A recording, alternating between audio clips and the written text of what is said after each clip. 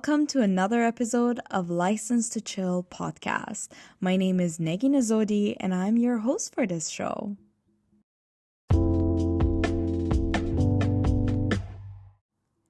I hope you're all doing very well and enjoying every second of the life that you are being gifted. I want to apologize for taking so long to launch the third episode. I've been traveling constantly all around the world for months and working 2 jobs on the side. And since I'm a bit of a perfectionist, I kept thinking I need to wait for the perfect moment, the perfect time, and the perfect topic to launch my third episode to.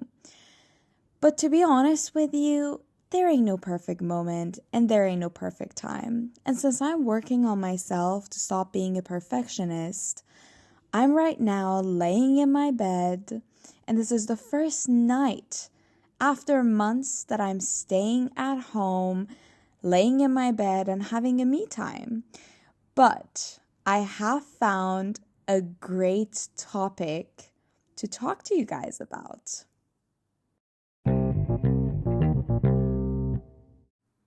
To be honest with you, I wanted the third episode to be something educational, like anatomy of the brain or stuff like that.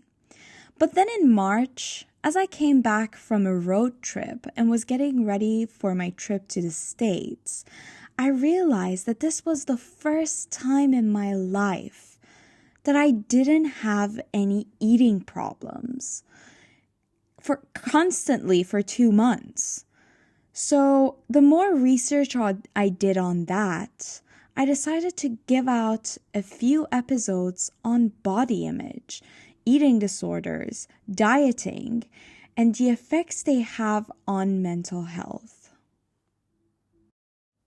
Since this is a huge and very crucial topic nowadays, I'll be dividing it into a few episodes, with the first one being my story and my experience.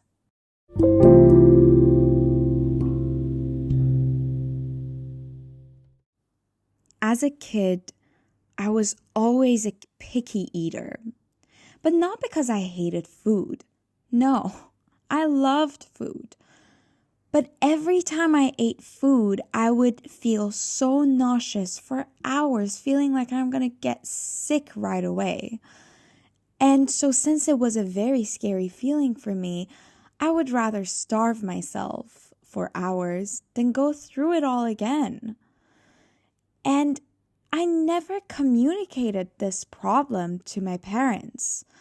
So one random night, years later, I told my mom about this, so we got it checked out, and it turned out I had acid reflux, which is very normal and could be treated easily. So I went under treatment, and it was over for at least every time that I wasn't nervous. But every time I was anxious, it was whether I was in an anxious situation in my life or I had an exam or something, it would come back. I would get nauseous, I would wake up wanting to throw up, or honestly, every time I had to go into a crowd, every time I had to hang out with people, it would make me sick to my stomach. So I wouldn't eat at parties. I actually don't remember having appetite at any party.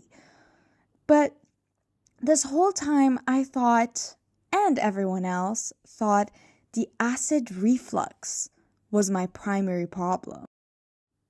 So because of my lack of appetite, I was always the skinniest person ever. I was always the skinniest kid between all the kids my age, in whatever crowd I was. And I remember so many people telling, oh my God, she's so skinny. You can see her ribs. You can see this, you can see that. And I couldn't do anything about it because I was so scared of eating.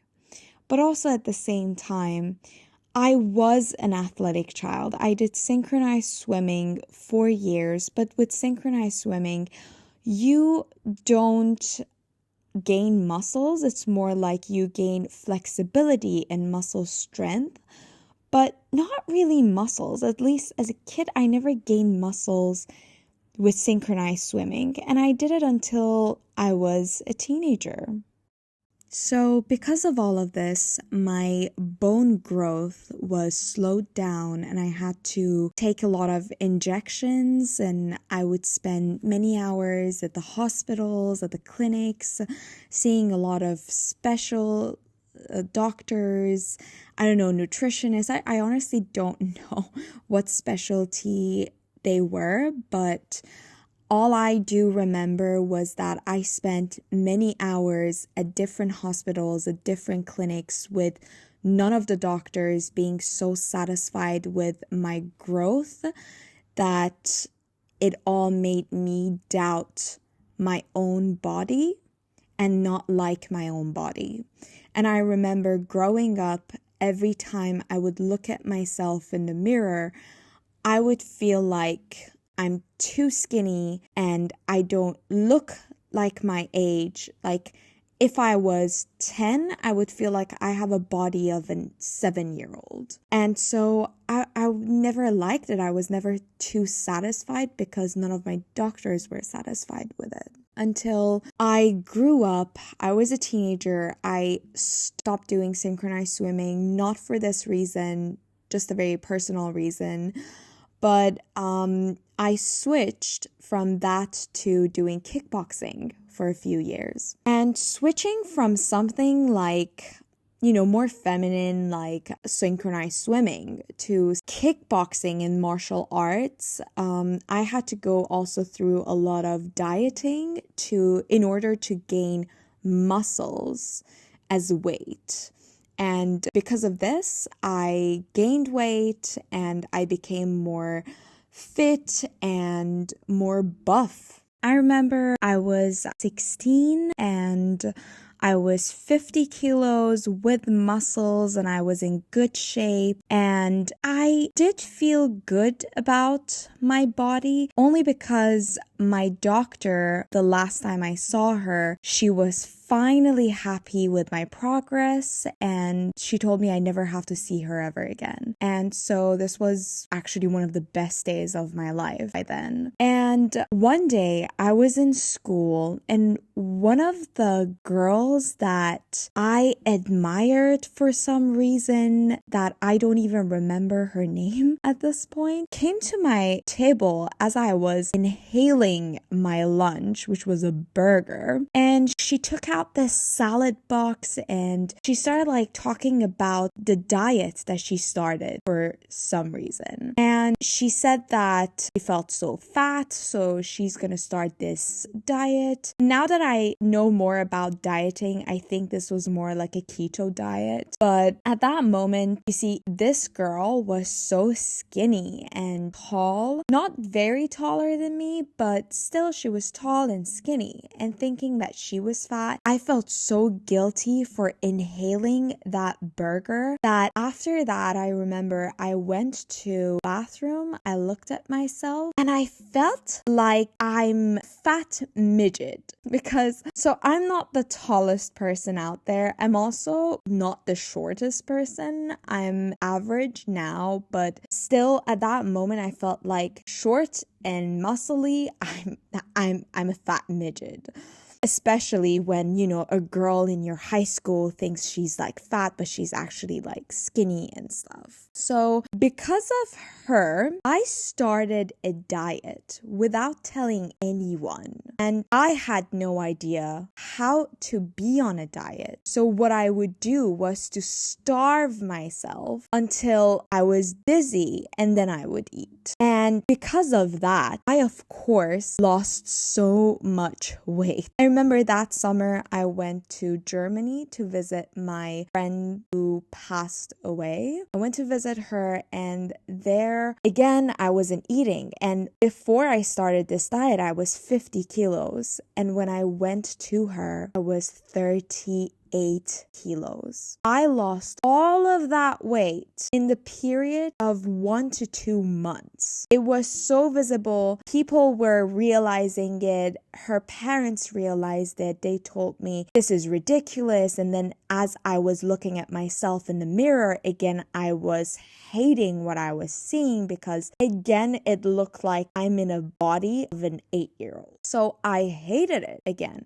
But at the same time, I starved myself so much that there was no room. Like my stomach was closed off. So I didn't even have appetite anymore. So to me, eating was actually very difficult after that. And going back to 50 kilos became my dream, like my dream goal.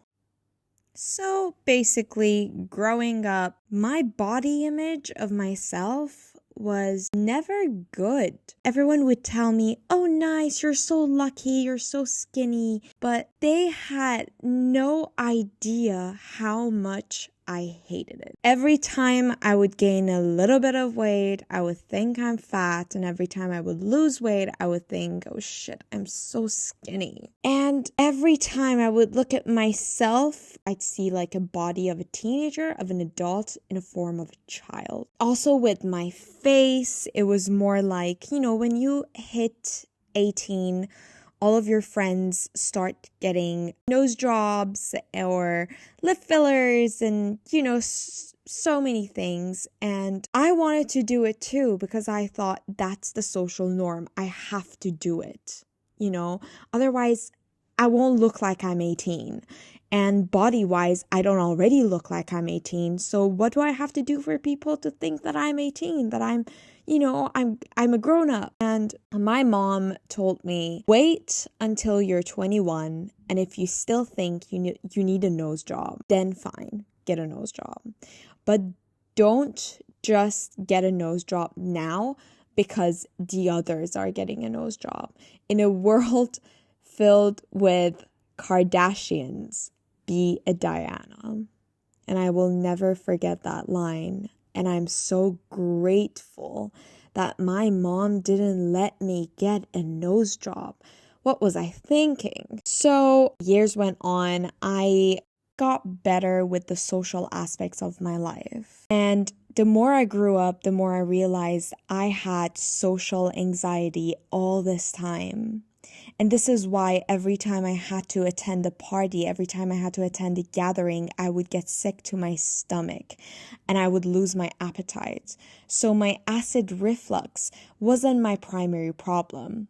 My anxiety was. The funny thing is that if you tell this to the people that know me right now and weren't in my life when I was growing up or when I was a teenager, none of them will believe that I had social anxiety and I was such an introverted person growing up. Because right now, I'm such a social person. I love to meet people.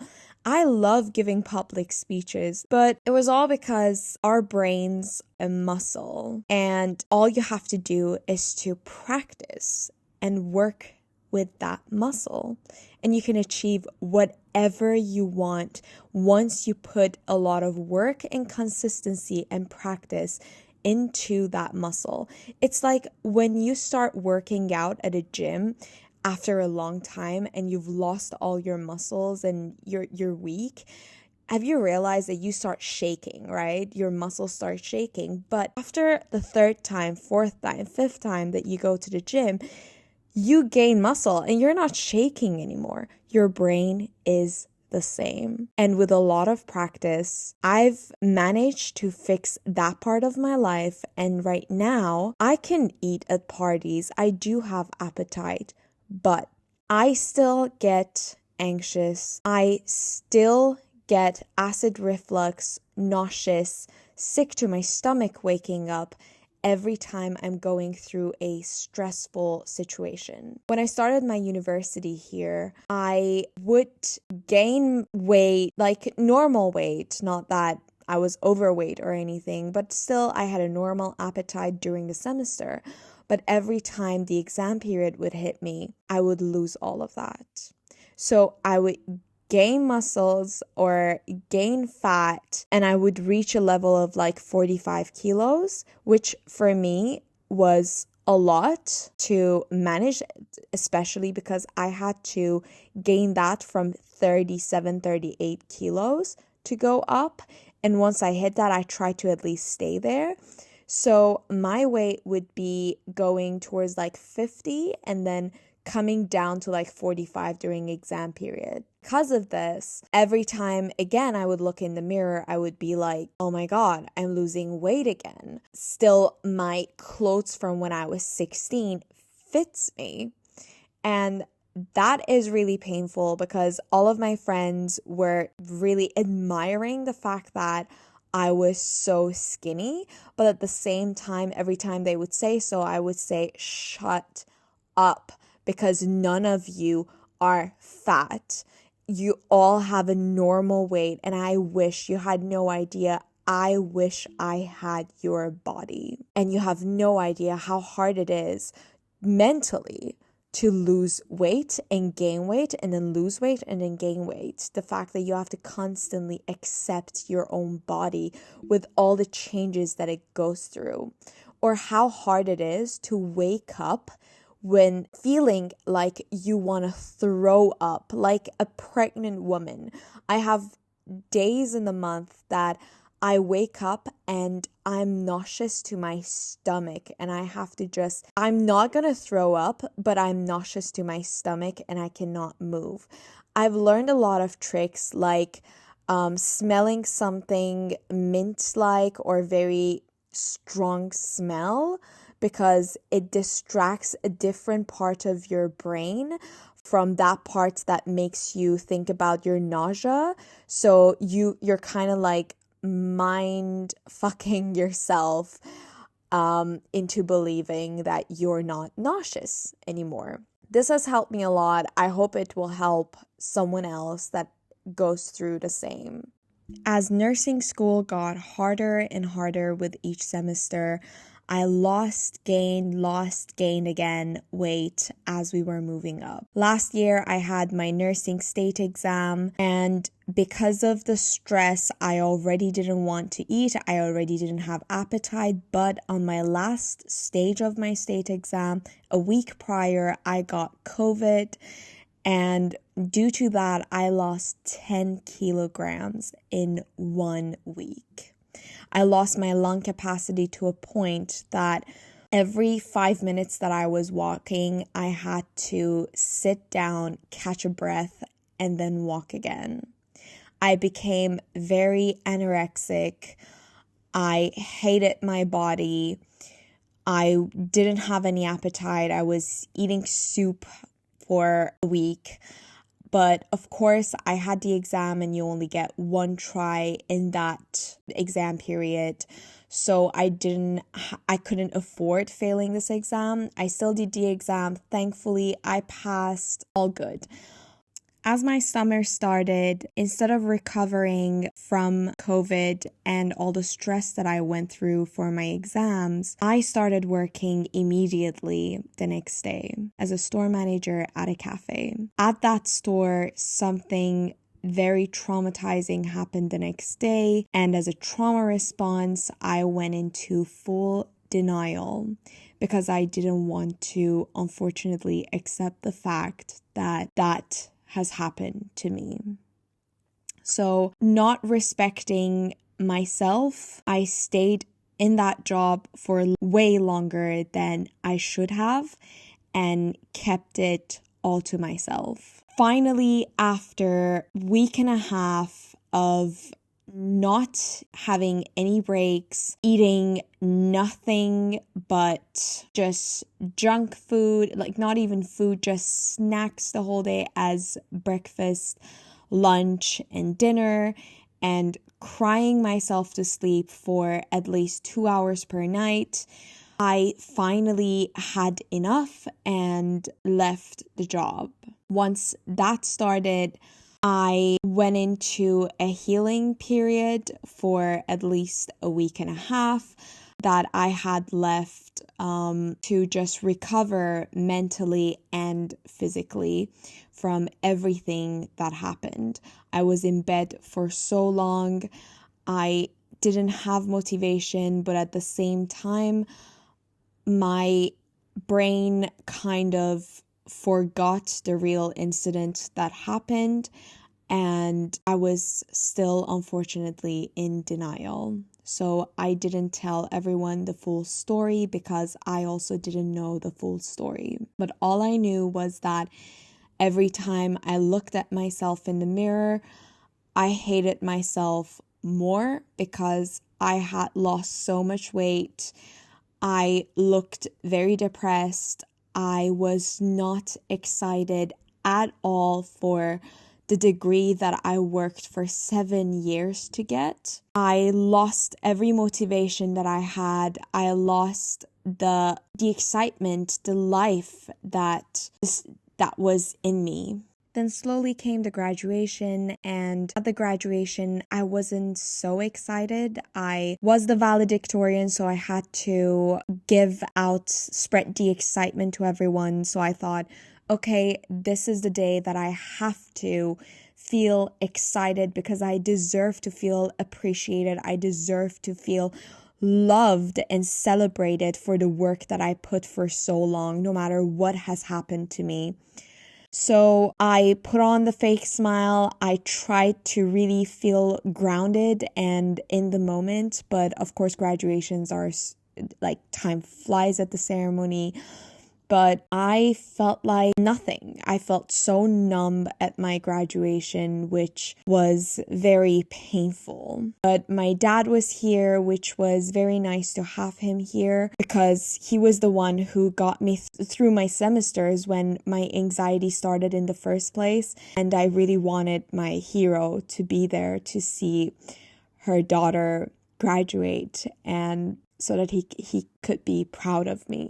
But after the whole thing, I spent the whole summer trying to forget about everything and trying to change myself because I hated myself. And every time I looked in the mirror, I would have flashbacks of everything that has happened to me, all the stress, but not the exact story, because then again, I was in denial because of a trauma response and I didn't remember the full story. After that, I realized I need to stop wanting to be someone else. I need to accept who I am. I need to finally see who I really am, no matter what has happened to me. Just love myself unconditionally. So I spent the next 8-9 months just focusing on myself, my relationship with my body and my brain. It has been the most beautiful journey ever. And for the first time, I have gained a muffin top, which I adore. I might be the only girl who stands in front of the mirror and adores her tummy having some fat in it. Because I finally realized that no one cares. The society is the problem. All the ads that we see, all the influencers and the Photoshop bodies and all the media, all the filters, it all looks like a guide that tells us how to look like. And if we don't look like that, we are bound to feel like aliens, like the odd man out. The pressure that every girl has about her own body image. The pressure that every boy, every guy has to go through. Because if they don't have a six-pack, they don't count as the norm of the society, like they don't want it, is a huge deal out here in the world. And I wish people would understand that and talk more about it. And I wish people would understand that what we see on billboards, on magazines, on social media, on TikTok, on Instagram, YouTube, it's not the real deal. And the only thing that matters is you being happy with your own body. And if you are, then you shouldn't give a flying floop about anyone else's opinion on it. So please Stop torturing yourselves just because the society put a standard out there. Give your body what it's asking you. Start romanticizing your life, your eating, your workout. Start romanticizing the relationship that you have with yourself. Because let me tell you something. That is the longest and most stable relationship you will ever have. A friend once told me, treat yourself how you would treat your best friend. And talk to yourself exactly like how you would talk to your best friend. And given the trauma, let me tell you something. I learned a lot in this 1 year. I am so grateful for that trauma because it taught me a lot. And it made me the person that I am today. And I have forgiven myself for how I reacted in that moment. I have forgiven myself for the mistakes that I made in the moment of trauma because I didn't know any better. And I know that if I go back now with the knowledge that I had a year ago, I would still make the same mistakes. But right now, because of that, I'm not that person anymore. So for the end of this episode, I want to leave you with this. You know how they always say, forgive, forget? Well, that's just pure crap. Let me tell you this.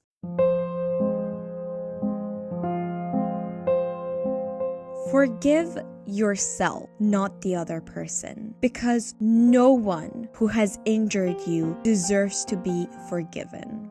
And recover and move on for the benefit of your mental health. But don't forget, so that you remember, and if it happens the next time, you can respond better and stronger. I have forgiven myself, and I am finally proud of the effort that I put into the dream that I initially had. And once I forgave myself, I started loving myself, and I never wanted to be anyone else. And for the first time, I love being me.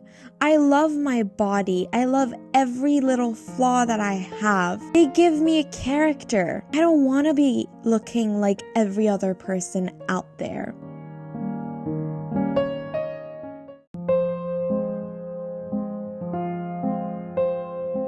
And that is my advice to you too. Start loving yourself, forgiving yourself, and focusing on what makes you happy, not what makes the society happy. No one cares about the society. You shouldn't care about the society. You only live once, and every second that you are given in this life is a bonus gift. So cherish it to the fullest and stop following these rules.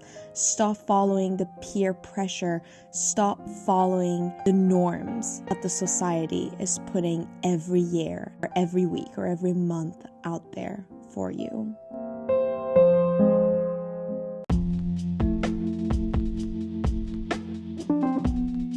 That's it for today's episode, everyone. Thank you so much for listening. Don't forget to like and subscribe, answer the question below, follow me on Instagram and YouTube and TikTok via License to Chill podcast, where I will be posting a lot. We have challenges, and in this way, you could be joining your healthy community for free.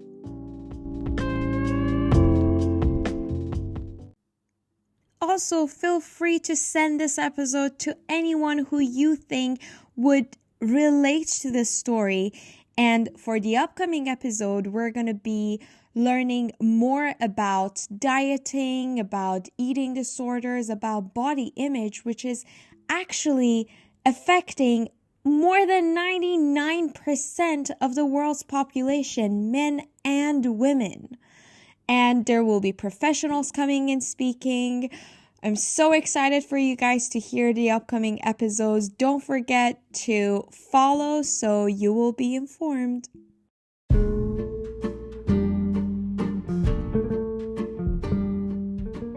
But until then, love yourselves, forgive yourselves, smile, and enjoy every second.